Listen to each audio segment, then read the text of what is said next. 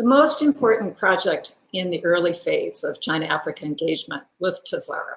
This was a railway between landlocked Zambia and Tanzania, which had an outlet to the sea. It was a huge project, millions and millions of dollars, and the Chinese funded it pretty completely. And this was looked at as being a kind of symbol of South-South cooperation or socialist brotherhood, because Tanzania was a socialist country and China was as well.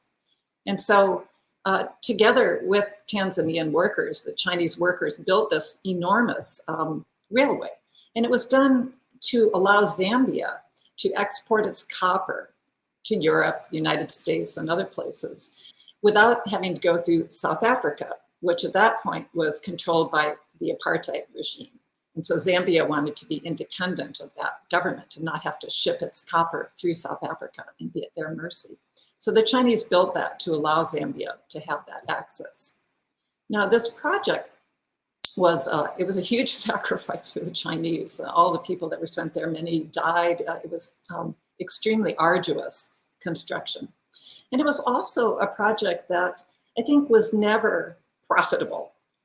It was a project that was done for political reasons on the part of China and for political reasons on the part of Tanzania and Zambia in order to avoid South Africa. And this project you could look at, in one sense, it was a failure, it was a commercial failure, but I think none of the actors involved were looking at it with a commercial lens. They weren't looking at cost effectiveness as the most important criterion for that project. They were looking at it more as for the Chinese, it was an expression of what they could actually do to support a fellow developing country. And for the Tanzanians and the Zambians, this was an example of a modern railway that would enable them to bring not just copper to the sea, but to stimulate economic development all along the railway. And so historian Jamie Monson has done a wonderful book about this railway. And she's shown how along the corridor of the railway, villages sprang up and commercial opportunities sprang up. And so these kinds of things are difficult to fit into a traditional cost-benefit analysis. And yet they were the result of that project. On the other hand, Zambia and Tanzania were not able to pay that loan. So the Chinese kept restructuring the loan, rolling the payment periods down the road, and enabling those two governments to pay later. Eventually, a lot of that loan was written off.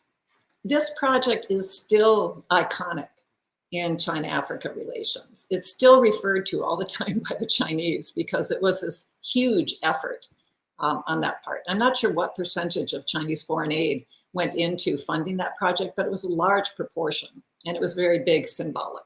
And so they trot this project out over and over again as an example of that kind of early brotherhood and this South-South cooperation.